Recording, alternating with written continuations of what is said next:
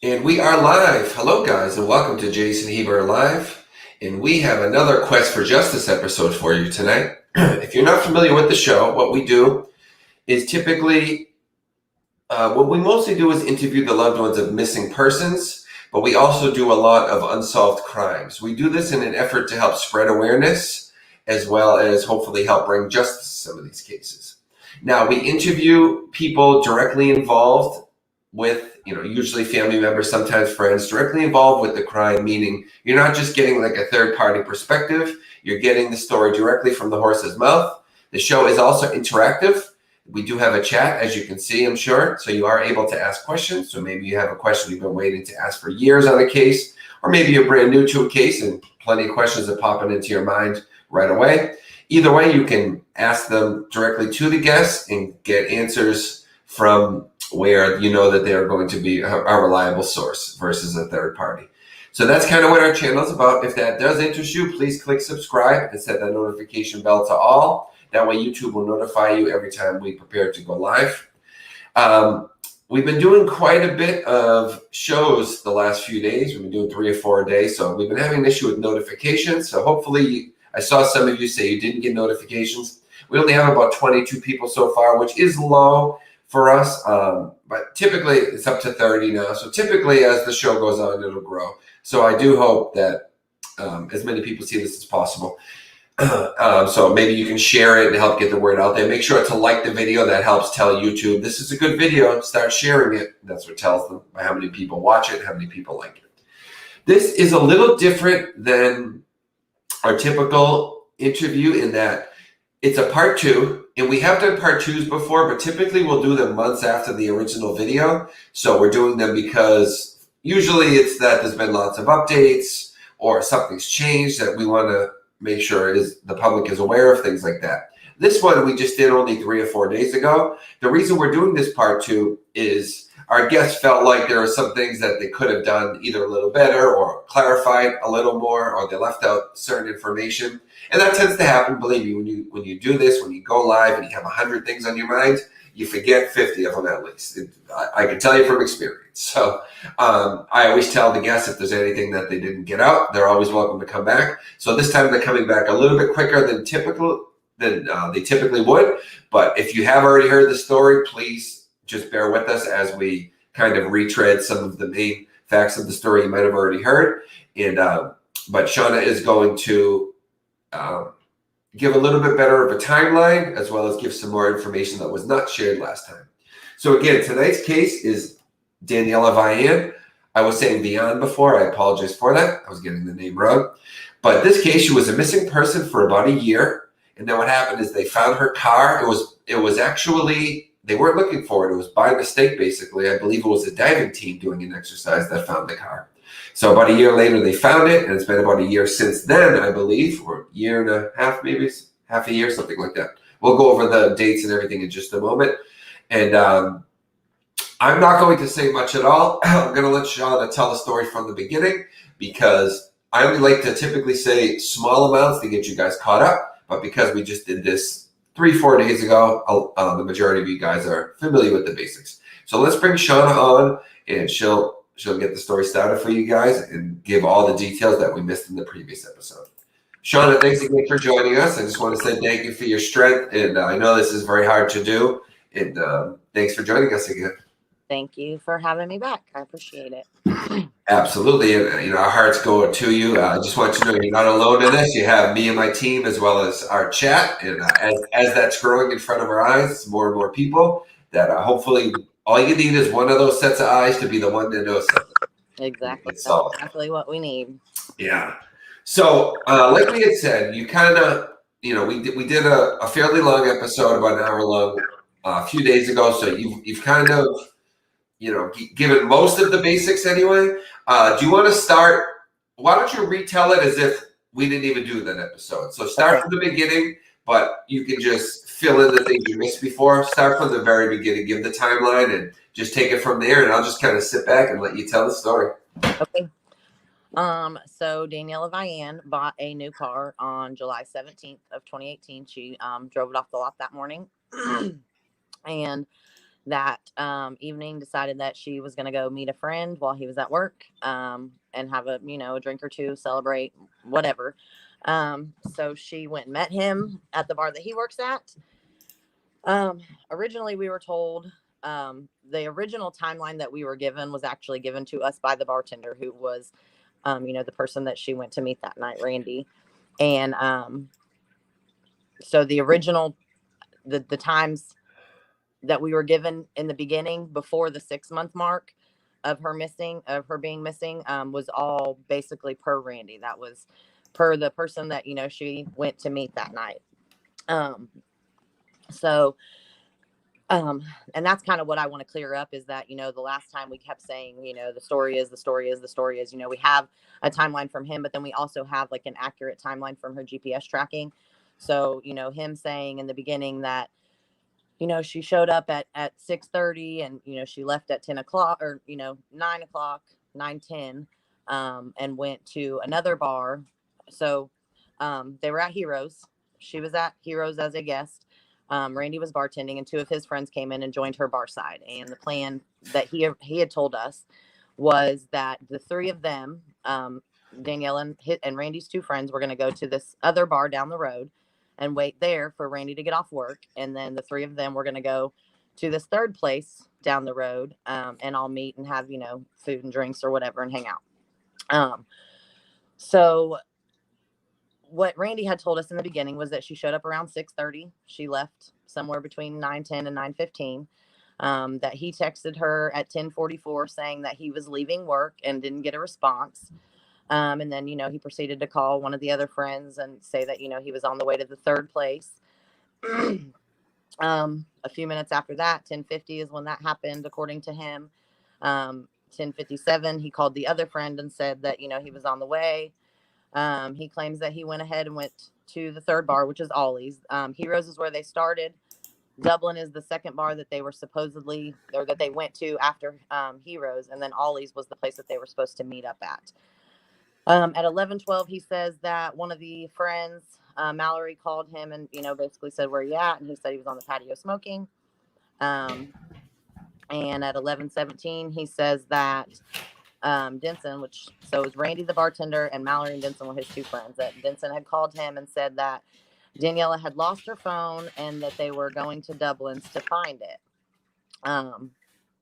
So at this time, I guess I assume that he has no idea where they're at, because last he knew, they were at Dublin's.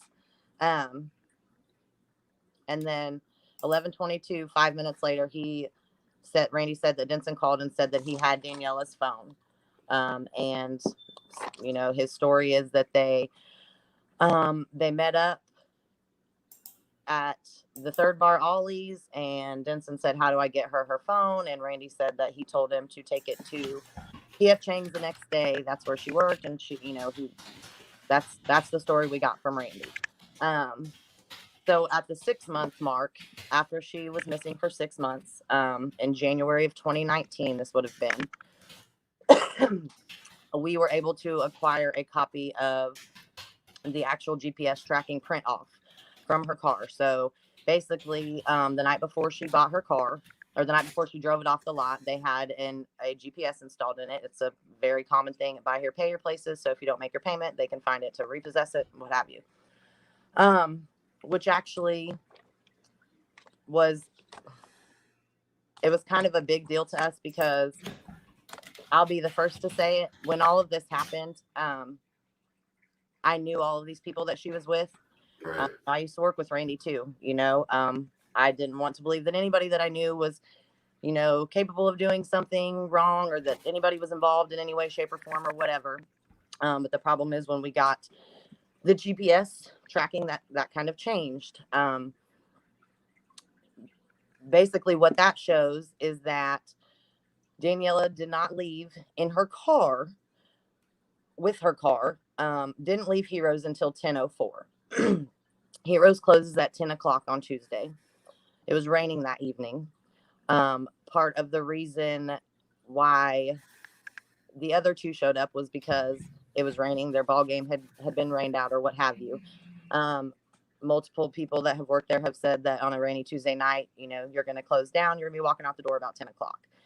We also had somebody that told us that the kitchen closer that night said that him and Randy, the bartender that Danniella met to hang out with, that him and Randy left that night shortly after 10 o'clock when they closed with a girl in leggings and a hat, which is what she was described to be wearing when she went missing. So her car doesn't leave there until 10:04, which is after they close. It does go down the road to Dublin, and it stays there until 10:45. It leaves Dublin at 10:45, and then for whatever reason, heads in the opposite direction of what the original plan was. And that's when she ends up at the Shell station. And the reason apparently is she accidentally followed him, right? That's what we're told. Are you getting to that? I'm sorry. Yeah. Do you have that little that clip from what Julie was actually told? Yeah. Would you want me to jump in and say that piece now? Kind of fit in right there, just because that kind of shows what the story was at that exactly time. So apparently, so what happens, guys, real quick, like she was saying, she ends up going the opposite way. We'll end up being told it's because she followed the wrong person, which is weird because she used to work at the other bar, so she would have known the way, right, Shanna? So that's one of the strange things. Yeah. So the following is excuse me, I have allergies really bad, guys, in my nose. It's an excerpt from her mother-in-law, Julie, correct? Who I believe is in the chat with us. Yes. Okay. So Julie says, and Denson is the guy that she would have followed accidentally and met at the Shell station with, who was friends with Randy. Right. She didn't know Denson previously, right? Right. Okay. So Julie says, when I met Denson at the police station, I asked him about the last time he saw her. He said that she was following him on the interstate and flashed her lights for him to pull over. So they pulled into the gas station, and that's when she let him know that she couldn't find her phone. When I asked him why they were out in that area, he said, well, I was at, is somebody moving? I don't know if it's you moving or something. There's just a lot of in my ear. I just want to make sure they can hear. It's not a big deal for me, but it's just a lot of like staticky, like sounds. Now it's quiet. Yeah. So I just wanted to make sure they can hear when something crackled. I'm not sure what that is. When I asked him why they were out in that area, he said, well, I was at... Jeez, what is that? Am I the only one hearing that? I'm so sorry, guys. Oh, yeah, because you're not moving. It almost sounds like somebody's moving, but it's every 3 seconds. Okay. Okay, it's better. I'm the only one here. I don't know what that is. When I asked him... I'll start again, guys. When I met Denson at the police station, I asked him about the last time he saw her. He said that she was following him on the interstate and flashed her lights for him to pull over, so they pulled into the gas station, and that's when she let him know that she couldn't find her phone. When I asked him why they were out in that area, he said, well, I was actually headed home, and she must have gotten confused and followed me. They were previously planning on meeting up at Ollie's after Randy got off of work. I asked him what was the last time he remembered laying eyes on her, and he said she was behind me on the ramp on the interstate, headed back to find her phone. I asked him again later specifically when was the last time he laid eyes on her, and he said she was behind me on the interstate, so his story changed a little bit in the very beginning. Well, he says the same thing there, right? Behind him on the interstate. Behind him on the interstate. Okay. We were told by someone that the kitchen closer at Heroes told them that someone that resembled Danniella left the restaurant with himself and Randy that night when they closed down around 10 p.m. When we went into the kitchen to ask him to talk to us about when we went into the restaurant to ask him to talk to us about it, he refused to come out of the kitchen and would not talk to us. Her GPS shows that her car did not leave the parking lot until 10:05 p.m. that night, which we all know by the evidence of the audio tapes that she was in no shape to drive. I personally believe that Randy was with her that night driving her car, and lies are being told to cover that up. From all the evidence that we have put together, this is one scenario that rings true to me. And see, and here's the thing about it, her not only, I mean, I understand, people are going to have, times off and whatnot or what have you. But when somebody, says, definitively, I mean, I'm going to be honest, I sat across the table from him and talked to him, person to person as a friend. Hey, I don't, and like I said, this was, in the beginning, I don't want you to get blamed for something that you didn't do or didn't have anything to do with, whatever. So help me help you kind of thing, and I sat down, got this timeline from him. And then when we got the GPS tracking, it was, like I said, it was a shock. And there's some things that kind of stand out about it. In his original timeline that he gave us, he says that he texted her at 10:44 and said that he was getting off work and he didn't get a response. Okay. Her car is pulling out of Dublin at 10:45. So that 1 minute, in that 1 minute, is that when she lost her phone or it was misplaced? And then, the fact that he says that Mallory called him at 11:12. We know from the first part that the audio clips from the Shell station were at 11:11 and 11:12. So it just kind of makes you wonder if, you're not trying to put yourself somewhere else at a time when somewhere's time stamped, Right. like we talked about the GPS getting whatever happened, it's stopping to working. Her car pulled into the Shell at 11:05 and it never pinged after that. It stopped working. And at 11:05, two cars pull into the Shell. At 11:07, one of the cars either leaves or pulls out of frame or whatever. At 11:08, that car comes back into frame, or a different car comes into the frame.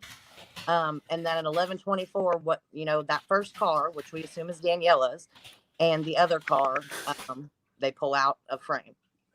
So if her car's still moving, why isn't it tracking? And again, you've got those audios that, I mean, you think about somebody trying to drive from the Shell, all the way to Bayou Sarah in that condition. It's a scary thought. Just real quick, a lot of people are saying that you sound very low. I don't know if you have a mic you could turn the volume up or what. Just want to make sure everyone can hear you. You sound very good to me, but maybe that'll be better. I think I might if it's closer. Okay, so you think he's trying to place him? He knows the times and he's trying to place himself away from it as much as possible. Yeah. And it's not just I don't have it out for him.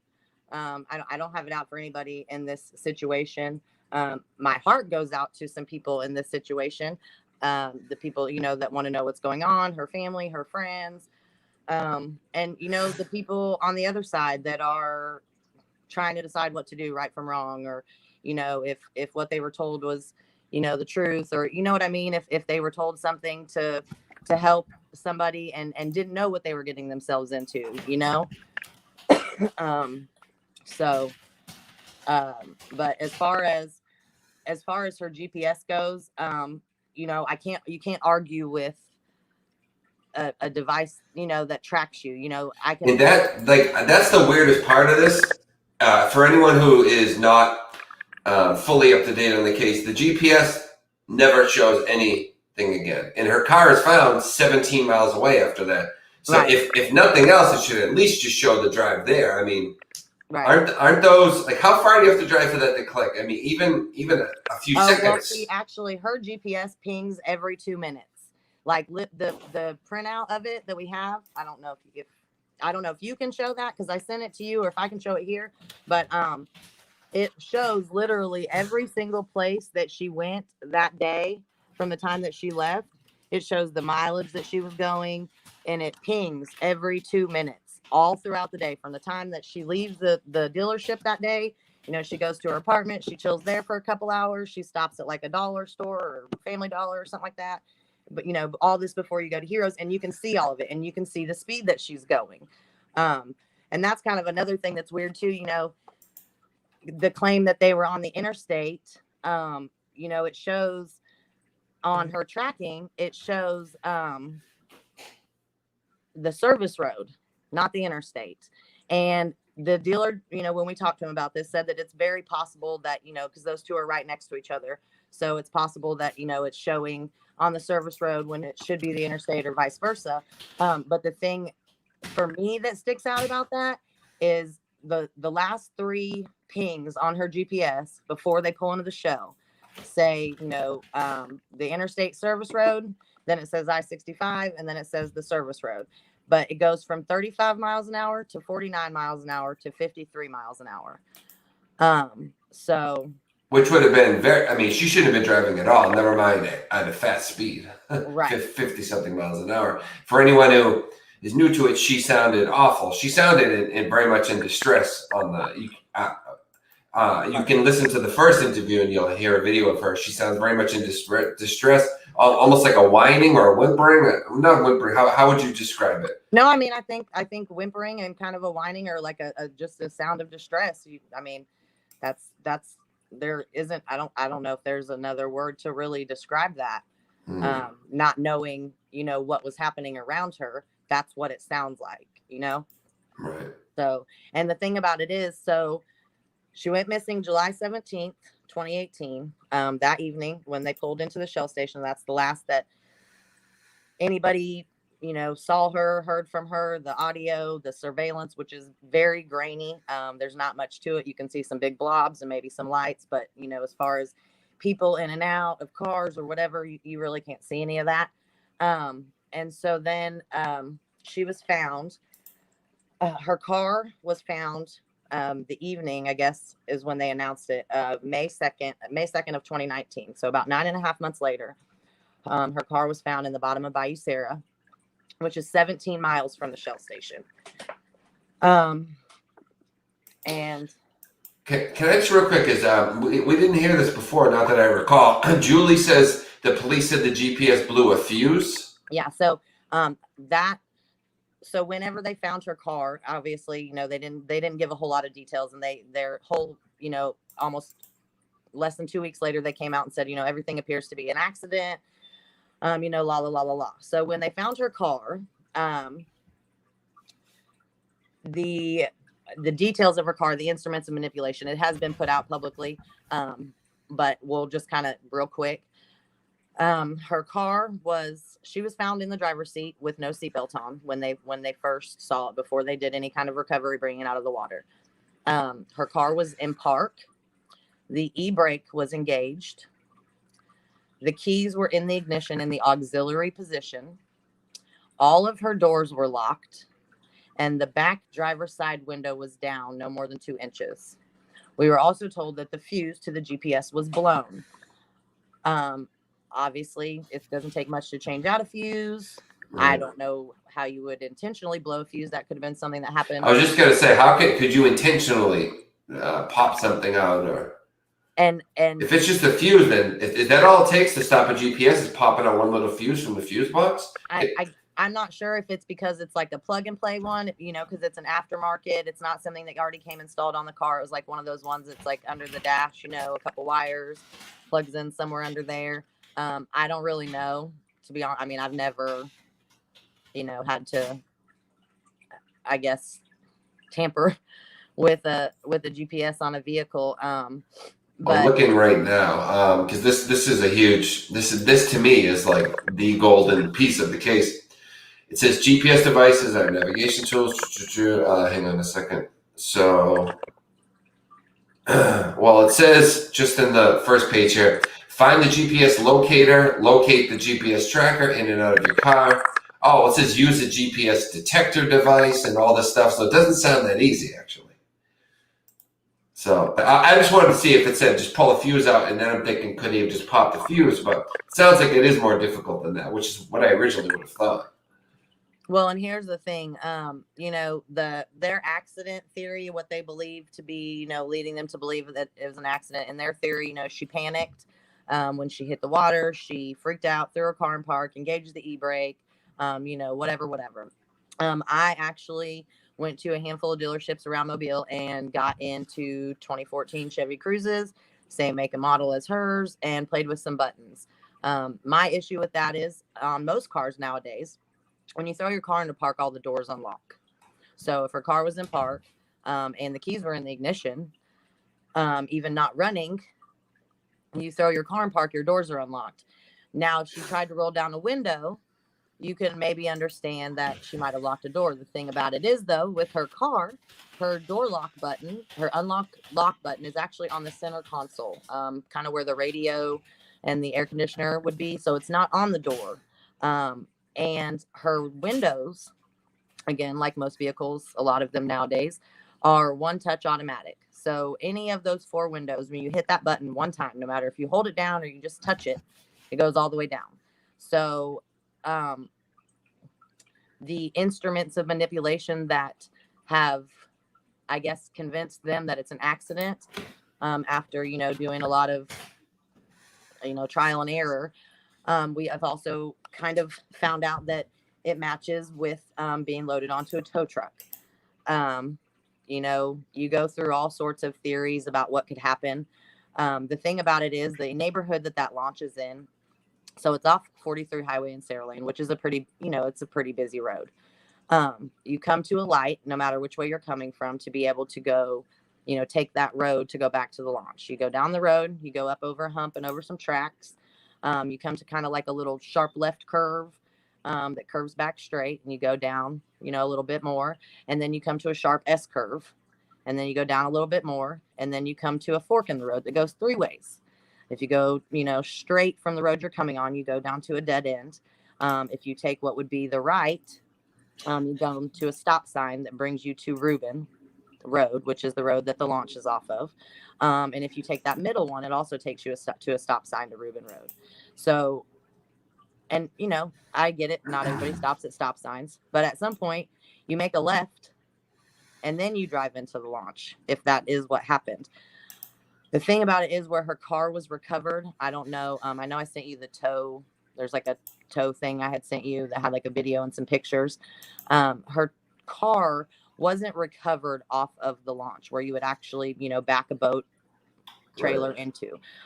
It was recovered over by the seawall, which is the only solid piece of, I guess, earth, if you will, at that boat launch. It is a concrete wall that had some stairs in between it. I don't really know how to describe it really, but basically it sits like this, and there's a little stairwell right here that there's two stairs that go to the water, and it's concrete. So off of that wall is where her car was recovered. And like I said, we did I did some research and actually talked to a handful of tow truck drivers, and even had a tow truck driver come out there with me with a flatbed, and talk to him about what we knew about how her car was found, it being in park with the e-brake set, and he did verify, and a few others verified too, that is what they do when they load a car on a flatbed. And then he showed me, obviously without a car, how easy and how quick it would be to pull up in there, back up, drop the bed, tilt it right there off of that seawall. And even with the car in park and the e-brake set, they pick up cars all the time that they can't put in drive, and they do what's called a shake off. A lot of tow truck drivers carry, from what they told me, carry either dish soap, a little bottle of water, or some used motor oil. And when they get into a situation like that, where they have a car that they can't put in neutral or reverse, or, they have to shake off whatever that won't go into gear, they'll put a little bit of whatever this liquid is that they've got behind the back tires, do a little shake off, which is a couple lever pulls. And once it loses traction, it's off. The thing about it is that night, we know it was raining, and I'm not saying that her car, was dumped that night, because we obviously don't know when that happened. But not only that, with the tow truck, you're tilting the bed over the wall to the water. So, just a little dip in that water, and you catch that, again, you catch the lose the traction off behind those back tires, and it's coming right off. And the thing about it is, there, a lot of people want to know, why didn't the people that lived right there at the launch see anything or hear anything? At the time that she was missing or went missing, nobody was living there. The gentleman that lives on the corner, I've been told, is hearing impaired, and the other people actually live across the little bayou there. And when we went down there, he didn't have his beeper turned on, and to be honest, it didn't sound any different than a trash truck. And, after talking to him and telling him, he told me and like a handful of other people have, that they think it's very possible that that's what happened, especially the shape that her car was found in. Because there was a little front-end damage, and they said that that's from recovery, and it could have been from when they pulled it out of the water, but at the same time, it also could have been from being shook off of a tow truck bed into the water. So, But so what do you, and I had got booted out for a minute. I'm having internet problem again. As you know, it's been quite an issue. So sorry I bounced out there for a second. But you don't think, now I know you don't agree with the accident, of course, but you're not thinking how would have gotten off a tow truck? You're thinking that someone would have just backed it in with her in there, right? Would a tow truck have been involved in some way? Am I missing? okay, so let's say, just in theory, that she's out with some people that night and something happens to her. Maybe something gets slipped in her drink, or she has too much, or has a reaction to whatever, anything. There's really no telling.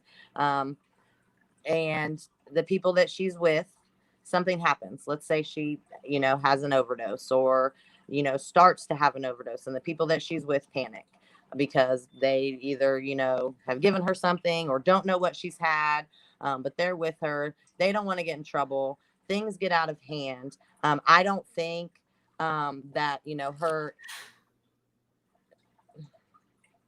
I do feel like, obviously, if something was slipped in her drink, that in a sense this whole thing was intentional, because that's kind of a risk that you run when you decide that you're going to do that. Yeah, if you're going to do that, you might. Right. Yeah. And the thing is, I really just think I'm going to say it. I think that that's what happened, and I think that the person that she was with panicked, and maybe they had been in trouble before, or whatever it may be. Maybe they didn't want to be to blame for it, or they didn't want to get in trouble and they panicked. Everybody has somebody that they can call when they need help. I don't know. I don't have anybody that I could call that would help me in a situation like this. And you think they would have known someone who has a tow truck that would help them get it in there?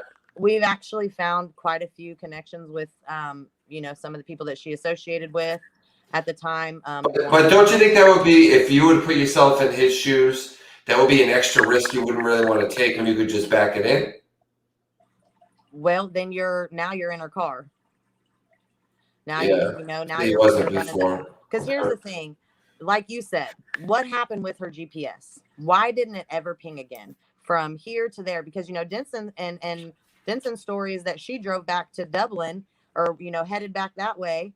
What happened to her GPS from there? And then from wherever she ended up after that to Saraland, and there's no pings there. So while it sounds crazy, maybe something happened at the gas station. We heard her, and she rode away from there with somebody else, or somebody else, her car was left there, or whatever. And whatever happened. That's a good point. Whatever happened. So now they're freaking out because now her car's there. You know what I mean? And now they've got to figure out what they're going to do. I don't think that this was a plan that happened that night. Like I said, I think panic set in and nobody wanted to be to blame for it. And I'm going to be honest, I don't think that anybody thought that anybody else was going to make this big of a fuss about it. Danniella was an industry person, food industry, server industry. I want to make sure that that's very, very clear. Restaurants, serving, hosting, that kind of stuff. So she knew a lot of people, but the problem with that is when you go from one place to that place, you don't have a whole lot of really, really close friends. And, she bought a car that night. She was excited and she was out celebrating by herself. Can I ask you, Rick, what's the age of the car, and was it in gear? We have a couple questions. Just want to make sure while we're on this. So it was a 2014 Chevy Cruze. Mm-hmm. And the thing I think is really important to know about it, first off, is that she hadn't had a car for over 2 years, but the last car she had was a Chevy Cruze. I'm not sure what year it was, but she picked that car for a reason. When the car was found, the car was in park. The e-brake was set. The key was in the ignition. It was not switched all the way on. It was like to the auxiliary position. So like lights, when you tow a car, a lot of times they leave the key in the ignition so that lights will flash. And the other thing about that too is, it sounds crazy when you just think, oh, why do you think her car got towed or whatever? But we also have to remember that 9.5 months went by before somebody found her car. It wasn't until August of 2018, so a little over a month after she went missing, that we got an accurate picture of the color of her car. So Okay. for about a month and a half, people were looking for a car that was 2 or 3 shades darker than her actual car. And to be honest with you, there were probably people in Saraland that knew about it. But when we when we found out that her car was found in Saraland, we went from, this emotion of her, car being found and, some sort of closure to, well, where was she found? Saraland, what the hell? I mean, excuse my language, but that was, that it was that quick. It was like, this, it just went from one to the next, one extreme to the next as far as emotion went, because that wasn't somewhere that we had ever considered. It wasn't anything that had ever come up, and like I said, she hadn't had a car for, over 2 years. As far as we know, all the people that had been giving her rides to and from and whatnot, nobody had taken her there. So to think that, she got in her car the day she got it, a few hours after texting somebody, should I drive, and drove somewhere that, she hadn't, that nobody had taken her, she hadn't been in 2 years. So I like where you're going with, her being towed, maybe being the reason that there was no driving. That makes a lot of sense. That seems very likely. However, my question is, if it was going to be pushed off of a tow truck, it wouldn't have been in park though, right? Because it wouldn't Well, have been able to roll in park. well, that's the thing. When you tow a car, see, okay, and I know it's all kind of crazy theory, but in a sense, I truly believe that whoever did this wanted it to look like an accident. Wanted it to look like she drove off into the water, and panicked, whatever they have made it to seem like it is. But when you tow a car on a rollback, you put the car in park. When they chain it up and everything, when they're transporting it, you put the car in park, you set the e-brake. A lot of times they leave the keys in the ignition so that the lights flash, so that there's a car on the back of it and transport or whatever. Normally, yes, you would put a car in drive or neutral, reverse, or whatever you would to get it off the truck. But in order for this to look like an accident, you shake it off, which is what that was kind of why I took a tow truck driver down there. And I explained to him, this is where she was found. This is how her car was found. Da da da da da. Is this possible? And he wasn't the first person I'd talked to. He was just the one that came down there, and we made a mock video, and he got out. He backed up to that spot. They have a bar underneath of the bed that is basically the support. And he put that bar right down on the edge where the concrete, right before, the ledge basically, and slid the bed out and tilted it down. And I mean, shy of it touching the water, it was right there. And he literally said it would take less than 10 minutes to pull in here, back up to this ledge, drop it off, and be in and out. And, like I said, it doesn't sound so it is possible, but you don't think, and I'm just kind of playing devil's advocate, trying to think of both sides. You don't think that they would have put it in park if they were trying to make it look like an accident? I mean, I'm sorry, put it in drive if they were trying to make it look like an accident? I mean, it's hard to say, because the thing is, anything you do in the car, the more whoever it is, gets into the car, the more potential you have of leaving something behind for you to be, tied into this or whatever. Right. And they could have just made a mistake. Who knows what was intentional and what was not at the end of the day, right? Right. And I mean, I don't know that that's what happened. But when we finally found, what they call the instruments of manipulation, and talked to a few people, and then looked at, where her car was found in connection to where the road actually goes into the water. And then, like I said, after talking to a handful of tow truck drivers and going down there, I thought for the longest time, it was just an idea, it's just a theory or whatever. But going down there and actually seeing a tow truck do it, it kind of, like I said, I don't know that that's what happened.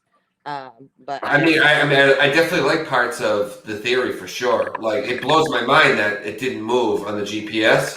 That's probably the only thing that could explain that is what you're saying.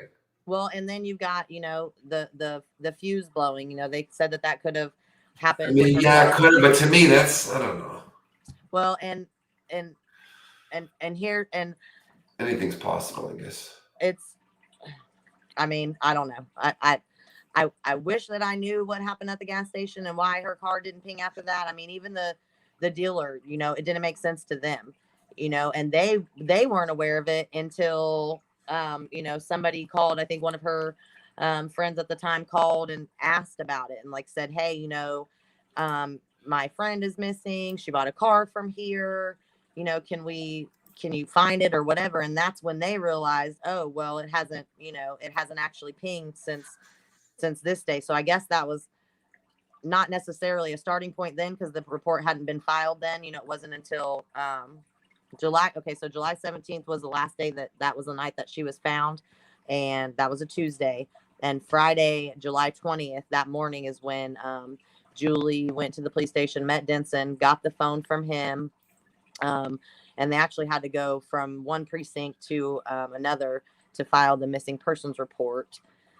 And then after that, it was just kind of, I don't know, it's kind of hush. She was Let told that me, there was no surveillance, and then surveillance came out, and then they found, she's the one that found the audio on Danniella's Facebook, because, she spent a lot of time over there. So she had logged into her Facebook on their computer. So her passwords and stuff were saved. And, let me ask you, what do you think? If I could speak to any of these people, be it Denson or whoever, get them to come on, one, would you guys be okay with that? And two, do you think there's a chance they would? Just come on, try to clear their name, tell their I story? mean, I would be okay with that, but I can tell you that is probably not going to happen. You are more than welcome to reach out to them. And the thing is, that's kind of another reason why I wanted to kind of clear some things up. Like I said earlier, I don't have it out for anybody, but once information starts coming, when you're in a position like I have put myself in, because I care about Danniella, and I think that the picture that's painted of her is very unfair. Um, People come to you. Like I said, I knew him. We worked together, so we had a lot of mutual friends. Um, Over the last year, I have actually spoken with two different girls and got a story from a third girl that have all, in some shape or form, been involved with him. The first one actually told me when all of this first happened, and I talked with her, that when they used to get in arguments, that he used to take her phone from her and try to convince her that, she had lost it or it was stolen or whatever when they were out, and sometimes keep it for 2 or 3 weeks at a time. And apparently, another thing that he frequently did when they would argue was tell her that he knew people or would be able to make her disappear and dump her body into the bayou, and she would never be found. This was all before Danniella went missing. This was before that night. But this was a story that was shared from me by somebody that was directly connected to Randy for a period of time. The other girl told me that she was, and I don't mean to say it this way, but that she was pretty confident that at one point Randy had slipped something in her drink. Really? And of course played knight in shining armor later on that night, oh, I took care of you, blah, blah, blah, blah, blah. And they became good friends, and, worked together or whatever. And, hung out, and something very similar to her was said. This friendship, I guess, kind of blossomed. I don't even know if that's the right word, but grew after, probably before Danniella went missing, but really after. And so the thing was basically the same thing was said to her about how, he knew people that would, or he would, make her disappear, and she would never be found and dump her body in the Delta. which when I heard that kind of stuck out to me because the verbiage changed. You know, before Danniella went missing, it was, you know, the comment about the bayou. And after Danniella went missing and people knew that Danniella was missing, it changed up to the Delta. And what's interesting about that for me is when I heard that Delta, and this isn't to say that, you know, we would have found her any sooner, but there is, you know, there's a lot of, we're in Alabama, there's waterways, bayous, you know, little rivers and canals and all that. And there's a place down here on the causeway called Five Rivers Delta that basically has, you know, a bunch of canals. So when that information was shared with me, that was somewhere that we went and, you know, kind of looked and, you know, because we always felt like her car was somewhere near water, just with it being there being so much access to it everywhere around here. As much as I hate to say that, it's just kind of, you know, clear, It makes sense. obviously a good place to hide a car. I think that would be my thought process if I was in your shoes. And so we did. You know, had we heard Bayou before, this might have been something that had come up on the radar. Like I said, I don't think it would have made a difference. I can't see through 25 or 30 feet of water. So I you know, I don't have any x-ray vision and I'm not a diver. So like I said, I wouldn't have found her. But that one word kept us from looking at bayous, basically, you know, so, so that was the second girl. And then,